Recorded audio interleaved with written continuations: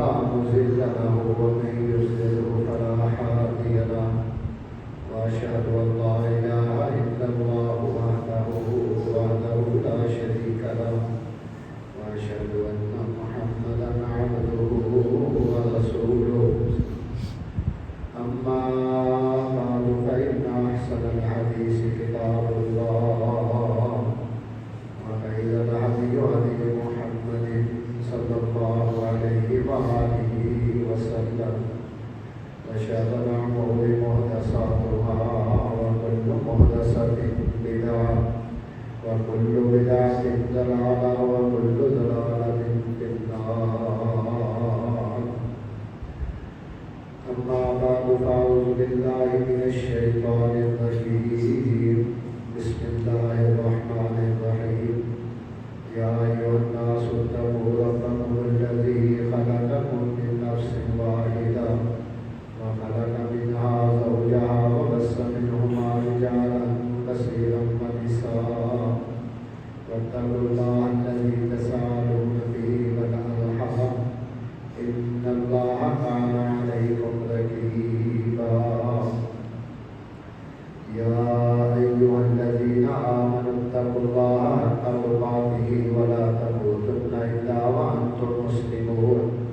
يا أيها الذين آمنوا اتقوا الله وقولوا قولا سديدا يصلح لكم أعمالكم ويغفر لكم ذنوبكم ومن يطع الله ورسوله فقد فاز فوزا عظيما. إن الله وملائكته يصلون على النبي يا أيها الذين آمنوا صلوا عليه وسلموا تسليما. اللهم صل على محمد وعلى آل محمد كما صليت على إبراهيم وعلى آل إبراهيم إنك حميد مجيد. اللهم بارك على محمد وعلى آل محمد كما باركت على إبراهيم وعلى آل إبراهيم إنك حميد مجيد. رب اشرح لي صدري ويسر لي أمري واحلل عقدة من لساني يفقهوا قولي. رب زدني علما رب زدني فهما. رب أعوذ بك من همزات الشياطين وأعوذ بك رب أن يحضرون. سبحانك لا علم لنا إلا ما علمتنا إنك أنت العليم الحكيم. أما بعد فأعوذ بالله من الشيطان الرجيم. بسم الله الرحمن الرحيم. اليوم أكملت لكم دينكم وأتممت عليكم نعمتي ورضيت لكم الإسلام دينا. صدق الله العظيم وبلغنا رسوله النبي الكريم. اللہ رب العزت جو کہ کل کائنات کا مالک و خالق ہے، رازق ہے، اس کی حمد و ثنا درود و سلام امام الانبیاء سید الانبیاء آقا کائنات خاتم النبیین جناب محمد رسول اللہ صلی اللہ علیہ وآلہ وسلم کے انبیاء اللہ تعالیٰ کے حسن پیارے پیغمبر جناب محمد رسول اللہ صلی اللہ علیہ وسلم اسلام کو مکمل کر کے اس دنیا سے تشریف لے کے گئے اور اس کا اعلان اللہ کے رسول صلی اللہ علیہ وسلم نے خطبہ حجۃ الوداع کے موقع پر فرما دیا کہ آج تمہارے لیے تمہارا دین جو ہے وہ مکمل ہو گیا اور اللہ نے اسلام کو تمہارے لیے پسند کر لیا. تو گویا کہ اسلام جو ہے اس کو نبی پاک صلی اللہ علیہ وسلم نے مکمل کر دیا. کوئی اس میں کمی، کوئی اس میں پیشی، کوئی اضافہ اس کے اندر کرنے کی کسی کو اجازت نہیں. ہمارا المیہ یہ ہے کہ ہم مسلمان اللہ کے رسول کا دیا ہوا دین چھوڑ کر کے جو خرافات ہیں، بدعات ہیں، ہم ان کے پیچھے چلے اور اس کا اہتمام ہم نے بڑے اچھے طریقے سے کیا. جو فرائض تھے اس کو چھوڑ دیا, حقوق اللہ کو چھوڑ دیا, حقوق العباد کو چھوڑ دیا. نماز پڑھنے والے جو فرض ہے وہ بہت کم ہیں, بدعات پہ عمل کرنے والے بہت زیادہ ہیں. قرآن کی تلاوت کرنے والے تھوڑے لوگ ہیں, لیکن رسومات پہ چلنے والے زیادہ لوگ ہیں. جو اللہ کے رسول صلی اللہ علیہ وسلم کے فرامین ہیں ان کے اوپر عمل کرنے والے تھوڑے لوگ ہیں, اور جو اپنے پاس سے کر کے چیزیں اسلام کے اندر داخل کی گئی ان کے اوپر چلنے والے زیادہ لوگ ہیں. اور افسوس کی بات یہ ہے کہ ہم نے بعض نظریات ہندوؤں سے لے لیے, بعض عقیدے جو ہیں ان لوگوں سے لے لیے جو بے دین ہیں, بعض چیزیں ہم نے وہ اختراع کر لی, ان کو جاری کر دیا جس کا نہ قرآن کے اندر کوئی ثبوت ہے اور نہ پیارے پیغمبر جناب محمد رسول اللہ صلی اللہ علیہ وسلم کی سنت میں اس کا کوئی موجود ہے. اسی لیے اللہ کے رسول ہر خطبے میں یہ پڑھا کرتے تھے کل بدعۃ ضلالہ وکل ضلالۃ فی النار, کہ ہر قسم کی بدعت گمراہی ہے. بدعت کہتے کس کو ہیں کہ اسلام کے اندر کوئی نئی چیز داخل کی جائے. ویسے نئی چیزیں دریافت ہوتی رہتی ہیں جن کا اسلام کے ساتھ کوئی تعلق نہیں. سائنسدانوں نے پنکھے بنائے ہیں, جہاز بنائے ہیں, موٹر گاڑیاں بنائی ہیں, لیکن اس کا اسلام کے ساتھ کوئی تعلق نہیں. اسلام کے ساتھ جس چیز کا تعلق ہے وہ عبادات ہیں, حصول ثواب کے لیے کرنے والے کام ہیں, ان کو اللہ کے رسول صلی اللہ علیہ وسلم نے مکمل قرار دے دیا. اب اس میں اگر کوئی اضافہ کرے یا اس میں کوئی کمی کرے تو وہ انسان نہ صرف اس کی عبادت جو ہے وہ ضائع ہو جائے گی, بلکہ اس بندے کو اتنا سخت گناہ ہوگا. سرور کائنات صلی اللہ علیہ وسلم نے فرمایا کل بدعۃ ضلالہ. کلو کا لفظ یہ کہتا ہے کوئی اچھی بدعت نہیں ہوگی, ساری بدعات جو ہیں وہ غلط ہوتی ہیں.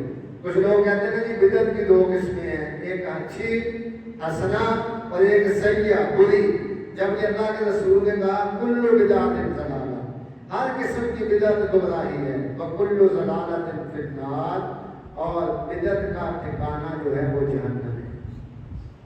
رسول اکرم صلی اللہ علیہ وسلم کی ایک اور حدیث ہے, آپ صلی اللہ علیہ وسلم بخاری شریف میں ہے, سہل بن سعد رضی اللہ تعالیٰ عنہ اس کو بیان کرتے ہیں.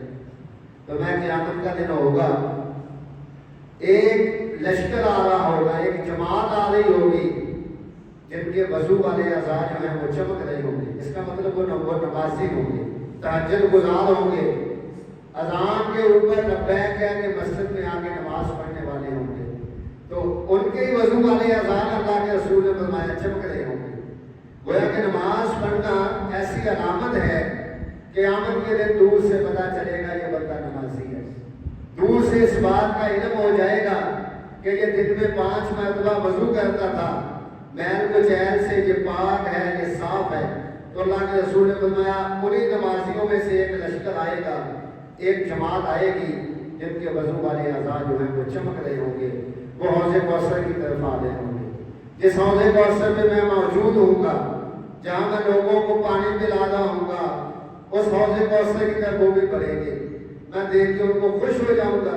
فرمایا پھر اچانک میرے درمیان اور ان کے درمیان ایک دیوار حائل کر دی جائے گی, ایک دیوار بنا دی جائے گی. تو میں پوچھوں گا کہ یہ نمازی لوگ آ رہے تھے, ان کو مجھ سے کیوں دور کر دیا گیا, کیوں پردہ درمیان میں ڈال دیا گیا؟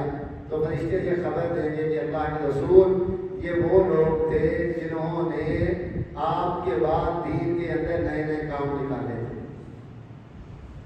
اس وجہ سے ان کو حوض کوثر سے روک دیا گیا ہے. تو حدیث کے الفاظ ہیں اللہ کے رسول فرمائیں گے سحقاً لمن غیر بعدی, ان کو مجھ سے دور لے جاؤ, دور لے جاؤ. یہ وہ لوگ ہیں جنہوں نے اس دین کو چھوڑ دیا جو دین میں ان کو دے کے آیا تھا, اعلان کر کے آیا تھا کہ الیوم اکملت لکم دینکم واتممت علیکم نعمتی ورضیت لکم الاسلام دینا. فرمایا جس کام میں میری مہر نہیں لگی وہ کتنا خوش نما ہو, کتنا ہی اچھا ہو, کتنا ہی خوبصورت بنا کے اس کو پیش کیا کیا جائے اس کا ثواب نہیں ملے گا، اس کا گناہ ملے گا۔ امام مالک رحمۃ اللہ علیہ فرماتے ہیں، فرمایا جو بندہ دین کے اندر اضافہ کرتا ہے، کوئی ایسی چیز پیش کرتا ہے جو اللہ کے رسول کے دور میں موجود نہیں ہے، میں تنقید کے لیے بات نہیں کر رہا، صرف اصلاح کے لیے آپ کو بتا رہا ہوں، یہ ہمارا فرض ہے کہ ہم بتائیں کہ اللہ کے رسول کے دور میں اذان کہاں سے شروع ہوتی تھی، اللہ کے رسول کے دور میں نماز کہاں سے شروع ہوتی تھی، اللہ کے رسول کے دور میں نماز جنازہ کیسے ہوتی تھی، اللہ کے رسول کے دور میں کس طرح لوگ جو ہیں وہ نماز پڑھتے تھے، اللہ کے رسول کے دور میں روزہ کیسے رکھا جاتا تھا، ساری چیزیں اللہ کے رسول بتا کے گئے ہیں، ساری چیزوں کا علم دے کے گئے ہیں۔ تو امام مالک فرماتے ہیں اگر کوئی بندہ کوئی نئی چیز اس میں شامل کرے اور وہ سمجھے کہ ثواب کا کام ہے تو اس نے اللہ کے رسول صلی اللہ علیہ وسلم پہ بہتان لگایا ہے کہ وہ پیارے پیغمبر جناب محمد رسول اللہ صلی اللہ علیہ وسلم جنہوں نے ایک ایک نیکی کی بات بتائی، انہوں نے یہ ہم سے چھپا لیا اور ہمیں یہ نیکی کا کام نہیں بتایا اور ہم اپنی مرضی سے اس کو ایڈ کر رہے ہیں، اب نبی پاک صلی اللہ علیہ وسلم کے اوپر الزام لگا رہے ہیں۔ تو اس کا مطلب کیا ہوا؟ ہمارے یہاں نا بہت ساری باتیں وہ ایسی ہیں، اگر ہم بات کریں تو لوگ کہتے لو جی اس میں حرج کیا ہے، اس میں کیا حرج ہے؟ اذان سے پہلے کسی نے ضرور پڑھ لیا تو اس میں حرج کیا ہے؟ حرج اس میں یہ ہے کہ پیارے پیغمبر جناب محمد رسول اللہ صلی اللہ علیہ وسلم نے یہ ضرور پہلے نہیں پڑھا، بعد میں پڑھا ہے۔ ہم اس کو اگر الٹ کر لیں، جیسے یہ خطبہ پہلے ہو رہا ہے، یہ خطبہ ہم پہلے دے رہے ہیں، نماز بعد میں پڑھتے ہیں، جو عید کا خطبہ ہے وہ پہلے ہم نماز پڑھتے ہیں بعد میں خطبہ پڑھتے ہیں۔ اب دیکھیں نا، آج ہم خطبہ جمعے کا پہلے دیتے ہیں اور نماز بعد میں، اور جب عید کا خطبہ ہوتا ہے نماز پہلے پڑھتے ہیں اور خطبہ بعد میں۔ کیوں؟ اس لیے کہ پیارے پیغمبر جناب محمد رسول اللہ نے اسی طرح کیا تھا۔ اگر ہم یہ کہہ دیں کہ چلو جو خطبہ ہی دینا پہلے دے لیا یا بعد میں دے لیا تو وہ خطبہ اور وہ نماز ہماری قبول نہیں ہوگی، ہم سنت کی خلاف ورزی کریں گے، اس میں ہمیں سزا ملے گی۔ میں یہ تمہید کے دور میں اس لیے بیان کر رہا ہوں کہ بات جو ہے نا وہ سمجھ آ جائے۔ ایک بندہ حضرت عبداللہ ابن عمر رضی اللہ تعالی عنہما ایک دن ایک مسجد میں گئے، بیٹھے تھے، وہاں پہ عصر کی جماعت ہو چکی، تو ایک بندے نے عصر کی نماز کے بعد نفل پڑھنا شروع کر دیے، 2 رکعت پڑھی، پھر اٹھا، پھر 2 رکعت پڑھی، پھر اٹھا، پھر 2 رکعت پڑھی۔ عبداللہ ابن عمر نے اس کو اپنے پاس بلایا اور فرمایا یہ نوافل جو تو پڑھ رہا ہے اس پہ اللہ تمہیں عذاب دے گا۔ اس نے کہا اس میں مجھے عذاب کیوں ہوگا؟ نوافل پڑھنے سے تو اللہ کے قریب بندہ ہوتا ہے، اللہ کے رسول نے فرمایا زیادہ سے زیادہ نوافل پڑھو، اس سے تو انسان جو ہے وہ اللہ کا قرب حاصل کرتا ہے۔ آپ مجھے کہہ رہے ہیں نوافل پڑھنے سے عذاب ہوگا، تو عبداللہ ابن عمر نے کہا نوافل پڑھنے کی وجہ سے عذاب نہیں ہوگا، اس وجہ سے عذاب ہوگا کہ تو نے نافرمانی کی ہے پیارے پیغمبر جناب محمد رسول اللہ صلی اللہ علیہ وسلم کی، کیونکہ اللہ کے رسول نے فرمایا تھا کہ عصر کی نماز جب ہو جائے تو مغرب تک کوئی نفل و نوافل نہیں پڑھنے۔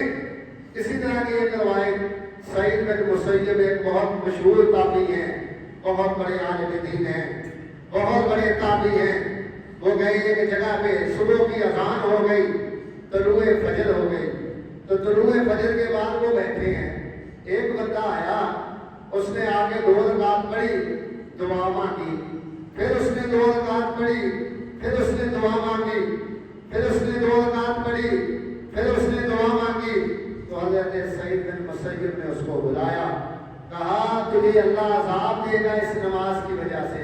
تو وہ شخص حیران ہو کے کہنے لگا ایحسبنا اللہ علی الصلاۃ، کہ نماز پڑھنے میں بھی عذاب ہوتا ہے؟ میں تو نماز پڑھ رہا ہوں۔ تو بالکل وہی جواب دیا سعید بن مسیب نے بھی۔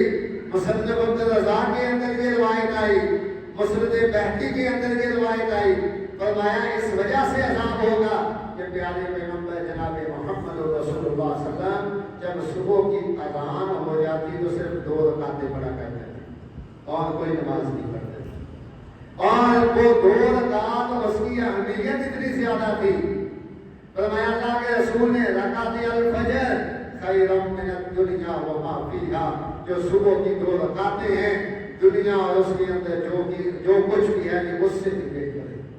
تو 2 رکعت پڑھنے میں اتنا ثواب، 4 پڑھنے میں، 6 پڑھنے میں عذاب، یا یوں سمجھ لیجیے صبح کے فرض 2 ہوں ہم 4 پڑھ لیں، ظہر کی نماز 4 رکعت ہو ہم 6 پڑھ لیں، عصر کی نماز 4 رکعت ہو ہم 6 پڑھ لیں، مغرب کی نماز 3 رکعت ہو ہم 4 پڑھ لیں، ہم سمجھے ہم نے اچھا کام کیا ہے۔ آسمان والا رب کہتا ہے نہیں، اس میں مور نہیں ہے، جناب محمد رسول اللہ صلی اللہ علیہ وسلم کی، اس لیے تیری عبادت جو ہے وہ مسترد ہے۔ تو ہم لوگ جو ہے نا جب یہ بات کرتے ہیں تو کچھ لوگ کہتے ہیں جی اس میں حرج کیا، حرج یہی ہے کہ اللہ کے رسول سے یہ بات ثابت نہیں۔ اب رجب آتا ہے، غصے کے ساتھ ہم نے بدعات لگا لی کہ جی 22 رجب کو کوڑے بنائے جائیں گے، اور اس طرح کی دیگر خرافات جو ہیں وہ ہم نے اپنے پاس سے اس کو عبادت کی رات بنا لیا کہ 27 رجب کو معراج ہوا تو عبادت کی جائے گی۔ اگر اس رات عبادت ہوتی تو سرور کائنات صلی اللہ علیہ وسلم ضرور بتاتے کہ تم نے عبادت کرنی ہے۔ شعبان کا مہینہ شروع ہوتا ہے جو یہ جا رہا ہے، بلکہ آج رات ہی 15ویں شعبان ہے، اس کے حوالے سے بہت سے لوگوں نے باتیں بنائی ہوئی ہیں، بہت سی حدیثیں ڈلی گئی ہیں، بہت سے مسائل اپنے پاس سے بنائے ہیں، بہت سی نمازیں بنا لی ہیں، جبکہ حدیث میں اس کا کوئی ثبوت نہیں، اللہ کے رسول صلی اللہ علیہ وسلم سے کوئی ثبوت نہیں۔ بعض لوگ کہتے ہیں کہ 100 رکعت پڑھنی چاہیے، اس رات عبادت کرنی چاہیے، 15 کا روزہ رکھنا چاہیے، جبکہ حدیث میں اللہ کے رسول صلی اللہ علیہ وسلم سے ثابت نہیں۔ اللہ کے رسول نے جو بتایا فرمایا جمعرات کا روزہ، سوموار کا روزہ، پیر کا روزہ، 2 دن اللہ کے رسول روزہ رکھتے ہیں، یہ سنت ہے، یہ رکھیں۔ پیر کا دن آ جائے تو روزہ رکھیں، جمعرات کا دن آ جائے تو روزہ رکھیں، اس کی وجہ بھی بتا دی اللہ کے رسول نے، فرمایا پیر کے دن اور جمعرات کے دن نامہ اعمال اللہ کی عدالت میں پیش کیا جاتا ہے، اور جب نامہ اعمال پیش ہوتا ہے میری یہ خواہش ہے کہ میرا نامہ اعمال اس حالت میں پیش ہو کہ میں روزے سے اس دن روزہ رکھوں۔ اللہ کے رسول صلی اللہ علیہ وسلم سے جو چیزیں ثابت ہیں ان پہ عمل کریں نا۔ کچھ لوگوں نے یہ بات بتا دی کہ جی 15 شعبان کو یہ فیصلہ ہوتا ہے کہ اس بندے نے زندہ رہنا ہے یا مر جانا ہے، 15 شعبان کو یہ فیصلہ ہوتا ہے اس کو کتنا رزق ملنا ہے، 15 شعبان کو اس کا سالانہ بجٹ پیش کیا جاتا ہے، یہ سب مصنوعی اور بناوٹی باتیں ہیں، اللہ کے رسول صلی اللہ علیہ وسلم سے کچھ بھی ثابت نہیں۔ ہاں یہ ضرور ثابت ہے، اما عائشہ رضی اللہ تعالیٰ عنہ فرماتی ہیں کہ رسول اللہ صلی اللہ علیہ وسلم کو میں نے دیکھا جب شعبان شروع ہو جاتا تو اللہ کے رسول کثرت سے روزے رکھتے، کثرت سے، تو میں اتنے زیادہ روزے رکھتے میں نے اللہ کے رسول کو نہیں دیکھا جتنے زیادہ روزے اللہ کے رسول شعبان میں نفلی رکھتے تھے، تاکہ ٹریننگ ہو جائے، انسان ذہنی طور پہ تیار ہو جائے کہ اس کے بعد رمضان ہے، میں نے رمضان میں روزے رکھنے، کوئی مخصوص 15 کا روزہ نہیں ہے، نہ کوئی عبادت ہے 15 شعبان کی۔ جو حدیثیں پیش کی جاتی ہیں کہ نبی پاک صلی اللہ علیہ وسلم نے فرمایا 15ویں شعبان کو جو لوگ عبادت کرتے ہیں ان کو اللہ معاف کر دیتا ہے، جیسے بنو کلب کی بکریوں کے بال ہیں اس کی اس اتنی تعداد میں۔ یہ حدیث ہی صحیح نہیں ہے، جب تک حدیث صحیح نہ ہو، من غلط طریقے سے حدیث بنائی گئی ہو تو اس میں عمل نہیں کیا جاتا۔ محدثین نے ایک حدیث کی چھان بین کی ہے، اس کے بعد بتایا ہے صحیح مسئلہ کیا ہے، اس کے بعد بتایا ہے کس چیز پہ عمل کرنا ہے، اور پیارے پیغمبر جناب محمد رسول اللہ صلی اللہ علیہ وسلم کی صحیح حدیث سے یہ کوئی بات ثابت نہیں ہے، نہ 15 شعبان کی کوئی عبادت ثابت ہے، نہ اس کا روزہ ثابت ہے۔ ہاں بس اگر روٹین میں کوئی بندہ روزے رکھتا ہے جمعرات کا اور سوموار کا یا شعبان میں کثرت سے روزے رکھتا ہے تو وہ روزہ رکھ سکتا ہے۔ اور اللہ کے رسول صلی اللہ علیہ وسلم کی یہ بھی حدیث ہے کہ جب نصف شعبان گزر جائے تو روزے رکھنا چھوڑ دو۔ کیوں؟ تاکہ انسان میں طاقت باقی رہے، آگے جو رمضان آ رہا ہے اس کے لیے اس کی تیاری ہو. یہ نہ ہو کہ وہ شعبان کے روزے رکھ رکھ کے اتنا کمزور ہو جائے کہ جو فرض روزے ہیں وہ اس کے رہ جائیں. اور اما عائشہ رضی اللہ تعالیٰ عنہا فرماتی ہیں کہ یہ شعبان کے روزے، جس بندے کے رمضان کے روزے قضا ہو جائے نا، کہتے جب میرے رمضان کے روزے قضا ہو جاتے عورتوں کی مجبوری کی وجہ سے، تو کہتے میں اپنے روزے جو ہیں ان کو شعبان میں پورا کرتی. شعبان کے اندر اس کا مطلب اگر کسی کے پچھلے سال روزے رہ گئے ہیں تو شعبان آخری مہینہ ہے، اس کے بعد پھر رمضان شروع ہو جانا ہے، تو وہ شعبان کے اندر اپنے ان روزوں کی جو ہے وہ قضائی دے تاکہ وہ رمضان کے اندر دوبارہ نئے سرے سے جو ہے وہ روزے رکھ سکے. اور کوئی چیز اس میں ثابت نہیں ہے نبی پاک صلی اللہ علیہ وسلم سے. اس طرح ہم نے اس دن کے لیے یہ بنا لیا کہ یہ آتش بازی کی جائے. آتش بازی، یہ لوگ پٹاخے چلاتے ہیں، چھوٹیاں چلاتے ہیں اور لوگوں کو تنگ کرتے ہیں، اپنا مال ضائع کرتے ہیں، اسراف کرتے ہیں. اسلام میں کہاں اس چیز کی اجازت ہے؟ اسلام نے تو بڑی سختی سے منع کیا. اور یہ آتش پرست لوگوں کا کام ہے، جو آگ کے پجاری ان کا کام ہے کہ وہ آگ کو پوجنے والے، وہ پٹاخے چلاتے ہیں، چھوٹیاں چلاتے ہیں، اس طرح کی خرافات کرتے ہیں. آج مسلمان کا مال بھی اس راستے میں لگ رہا ہے اور ہم کہتے ہیں کہ بچے ضد کر رہے تھے، اس وجہ سے ہم نے ان کو پیسے دے دیے اور شبرات کا نام اس کو دے دیا. شبرات، شب، رات. اب شب جو ہے نا یہ تو عربی کا لفظ ہی نہیں ہے، شب تو ہے فارسی کا لفظ. اور یہ کہاں سے اس کی جو ہے نا فضیلت آ گئی؟ اور وہ آیات جو ہے نا اِنَّا أَنزَلْنَاهُ فِي لَيْلَةٍ مُبَارَكَةٍ کہ یہ بابرکت رات ہے، تو بابرکت رات اس کو نہیں کہا گیا. بابرکت رات کہا گیا ہے جو رمضان کے اندر آخری عشرہ، اس میں جو 5 تاغ آتے ہیں، اس میں 5 تاغ آتے ہیں. اللہ نے کہا اِنَّا أَنزَلْنَاهُ فِي لَيْلَةِ الْقَدْرِ وَمَا أَدْرَاكَ مَا لَيْلَةُ الْقَدْرِ لَيْلَةُ الْقَدْرِ خَيْرٌ مِّنْ أَلْفِ شَهْرٍ تنزل الملائكة والروح فيها بإذن ربهم من كل أمر سلام هي حتى مطلع الفجر. یہ 5 راتیں رمضان المبارک کی آخری رات 5 ہے، اس میں آپ عبادت کریں. جو جائز ہے، جو سنت ہے، اس میں عمل کریں نا. اس میں 5 راتیں، ان میں سے ایک رات جو ہے نا وہ لیلۃ القدر کی رات ہے. قرآن کہتا ہے شہر رمضان الذی انزل فیہ القرآن هدى للناس وبينات من الهدى والفرقان. اس رات میں قرآن بھی نازل ہوا، رمضان کے مہینے میں لیلۃ القدر کی رات نازل ہوا. تو یہ 5 تاغ راتیں جو ہیں ان میں عبادت کریں، جتنی چاہے عبادت کریں، ساری رات جاگ کے عبادت کریں، ساری رات نفل و نوافل پڑھیں، ساری رات قرآن کی تلاوت کریں، کیونکہ یہ ثابت ہے جناب محمد رسول اللہ صلی اللہ علیہ وسلم. سنت کا انکار نہیں کر سکتے. جہاں سنت آ جائے وہاں اپنے سر کو جھکا لیں، وہی عبادت کریں جو سنت سے ثابت ہے. جو سنت سے ثابت نہیں اس پہ ہرگز عمل نہ کریں اور اس کے قریب بھی نہ جائیں. وگرنہ بدعتی انسان کی کوئی عبادت، کوئی روزہ، کوئی نماز، کوئی حج، کوئی زکات، کچھ بھی قبول نہیں ہوگا، کچھ بھی قبول نہیں. یہ پیارے پیغمبر جناب محمد رسول اللہ صلی اللہ علیہ وسلم نے وعدہ جاری کی ہے تاکہ انسان جو ہے نا بدعات سے محفوظ ہو جائے، بدعات سے جو ہے وہ بچ جائے.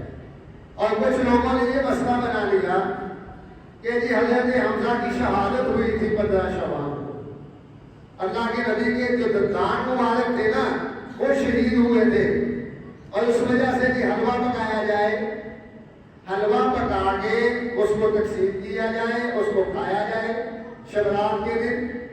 حالانکہ یہ تاریخی طور پہ بات غلط ہے. تاریخی طور پہ جتنی بدعات ہے نا ان کا تعلق کھانے پینے کے ساتھ ہی ہے. 22 رجب ہو اس کا تعلق بھی کھانے پینے کے ساتھ ہے، شبرات ہو اس کا تعلق بھی کھانے پینے کے ساتھ ہے، تیسرے دن کی کل خاندی ہو اس کا تعلق بھی کھانے پینے کے ساتھ ہے، 10ویں کا ختم ہو اس کا تعلق بھی کھانے پینے کے ساتھ ہے، 20ویں کا 40ویں کا اس کا تعلق بھی کھانے پینے کے ساتھ ہے، پھر آج کی رات ہو اس کا تعلق بھی کھانے پینے کے. اس کا مطلب یہ ہے یہ سارا کھانے پینے کا پروگرام ہے. آپ دیکھیں نا جو جنگ احد ہوئی تھی، جس میں حضرت حمزہ شہید ہوئے تھے اور پیارے پیغمبر جناب محمد رسول اللہ صلی اللہ علیہ وسلم کے دندان مبارک شہید ہوئے تھے، وہ تو غزوہ شوال کے مہینے میں ہوا تھا۔ غزوہ احد 6 شوال کو ہوا تھا، اس کا تو شوال کے ساتھ تعلق ہی کوئی نہیں، اس کو لا کے یہاں پہ فٹ کر دیا اور کچھ لوگوں نے یہ روایت بنا دی کہ جی 15 شوال کو جو ہوئے ہیں نا جی وہ یہ واپس آتی پڑے، یہ گھروں کی طرف آتی ہیں۔ اگر گھروں میں حلوہ نہ پکا ہوا ہو تو وہ دیواریں چاٹنا شروع کر دیتی ہے جو ہوئے ہیں، یہ اس قسم کے مسائل بنائے ہیں۔ حالانکہ اللہ فرماتے ہیں کلا انہا کلمۃ هو قائلها ومن ورائهم برزخ الى یوم یبعثون، جو فوت ہو گیا نہ وہ جمعرات کو آ سکتا ہے، نہ وہ 15 شعبان کو آ سکتا ہے، نہ وہ تمہارے کھانے کا محتاج ہے، وہ اللہ کے پاس چلا گیا۔ وَمِن وَرَائِهِمْ بَرْزَخٌ، وہ برزخ میں چلا گیا، إِلَىٰ يَوْمِ يُبْعَثُونَ، قیامت تک وہ دوبارہ دنیا میں نہیں آ سکتا، اس کے پاس اختیار ہی نہیں کہ وہ روحیں واپس آئیں، دوبارہ چکر لگائیں، تمہیں دیکھیں کہ تم حلوہ کھا رہے ہو یا کھیر کھا رہے ہو، نہیں نہیں، کوئی ایسی بات نہیں، یہ ساری بناوٹی چیزیں ہیں، بدعات ہیں، دین کے اندر ان کا اختراع کیا گیا ہے، دین کے اندر ان چیزوں کو شامل کیا گیا ہے تاکہ انسان جو ہے وہ اپنا پیٹ پال سکے دین کے نام پہ، دین کے نام پہ۔ یہ پہلے یہود و نصارہ نے بھی یہی کام کیا۔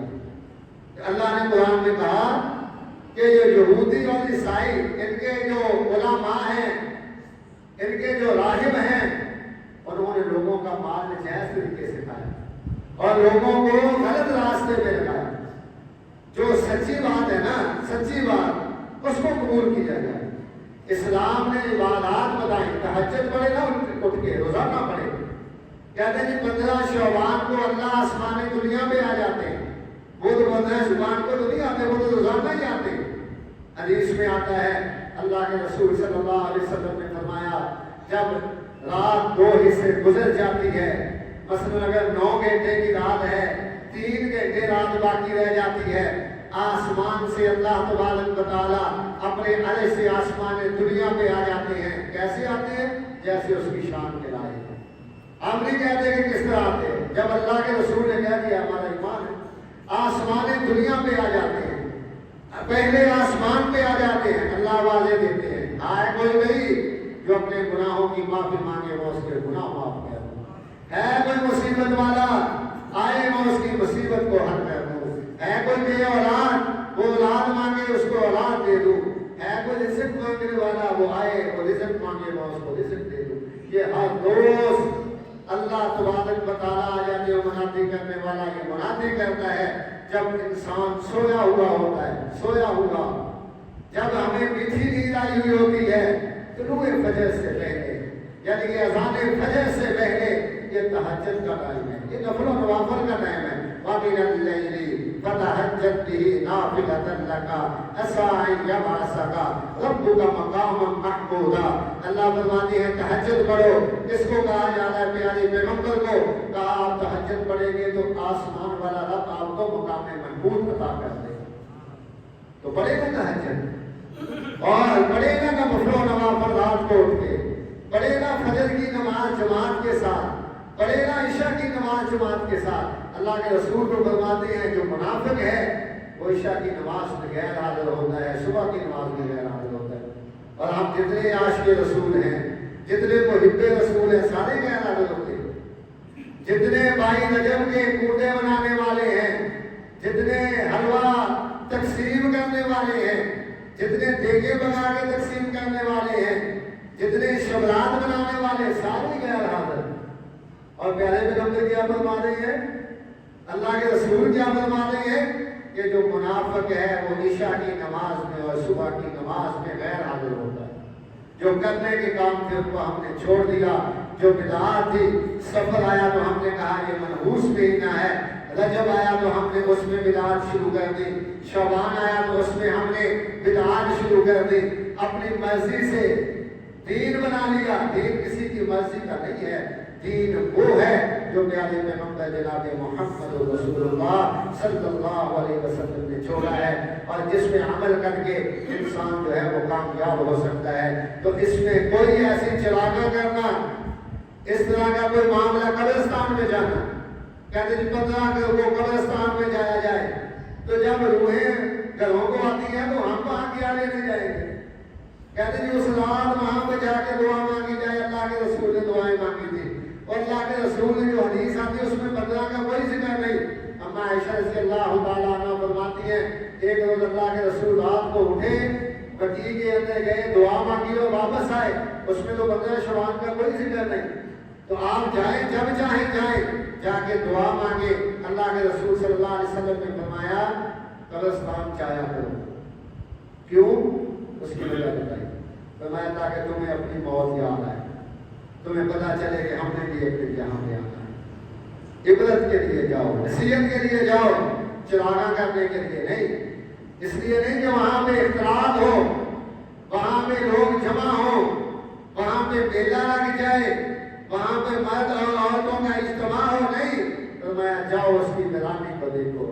دیکھو یہ بھی کبھی فیصلے کیے کرتے تھے، دیکھو کبھی یہ بھی چدراہٹ تھی، کبھی یہ بھی زمین پہ چلتے تھے، لوگ ان سے خوف کھاتے تھے، کبھی ان کا بڑا نام تھا. آج یہ خاموشی سے سوئے ہوئے ہیں، آج اپنی مرضی سے یہاں سے نکل بھی نہیں سکتے. آج یہ لوگ اللہ کے پاس پہنچ چکے ہیں. ایک دن میری چدراہٹ بھی ختم ہو جائے گی، میرا مال بھی ختم ہو جائے گا، میری اولاد بھی میرا کچھ ساتھ نہیں دے گی، میری ہر چیز بڑی رہ جائے گی، میں بھی یہاں پہ آ جاؤں گا. جیسے قرآن نے کہا الہاکم التکاثر حتی زرتم المقابر کلا سوف تعلمون ثم کلا سوف تعلمون. فرمایا تمہیں ہلاک کر دیا کہ مال زیادہ ہو، مال زیادہ ہو. یہ میں نہیں کہہ رہا، قرآن کہہ رہا ہے الہاکم التکاثر. تجھے کثرت مال نے ہلاک کر دیا. تو اس دوڑ میں لگا رہا میرے پاس فلاں سے مال زیادہ آ جائے، فلاں سے زیادہ میں امیر ہو جاؤں. حتی زرتم المقابر، مال کا مقابلہ تو پورا نہ ہوا، تو قبر میں پہنچ گیا. حتی زرتم المقابر، قبر تمہیں یاد کرتی ہے، روزانہ یاد کرتی ہے. اور انسان تو کہاں پہ بھولا ہوا ہے کہ تو نے میرے اندر آنا ہے. فرمایا جاؤ قبرستان، اس کی ویرانی کو دیکھو، اس شہر خاموشاں کو دیکھو، وہاں پڑے ہوئے انسانوں کو دیکھو. کبھی وہ بھی ہماری طرح چلا کرتے تھے، کبھی وہ بھی گاڑیوں میں بیٹھا کرتے تھے، کبھی ان کی بھی ٹھاٹ اور باٹ تھی، کبھی وہ بھی بڑے بڑے بنگلوں کے مالک تھے، کبھی کم ترکوا من جنات وعیون وزروع ومقام کریم ونعمت كانوا فيها فاكهين كذلك وأورثناها قوما آخرين. اللہ تبارک و تعالیٰ فرماتے ہیں انہوں نے ہر چیز کو چھوڑ دیا. آج ان کی کوٹھیاں، ان کا بینک بیلنس، آج ان کے مربے، ان کی زمینیں اس کے وارث کوئی اور بن گئے اور وہ قبروں میں جا کے لے گئے. تو یہ حقیقت ہے، کوئی روح واپس نہیں آتی. جو چلا گیا وہ واپس آ نہیں سکتا. کلا انہا کلمہ هو قائلها ومن ورائهم برزخ الى یوم یبعثون.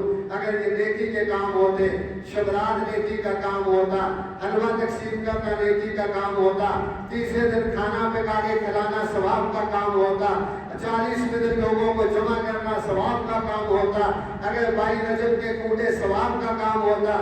میں کوئی اس لیے بات نہیں کر رہا کہ میں کسی پہ تنقید کر رہا ہوں، صرف اصلاح کے لیے آپ کو بتا رہا ہوں. اللہ کی قسم اگر یہ کام ثواب کے ہوتے تو پیارے پیغمبر جناب محمد رسول اللہ بتا کے جاتے.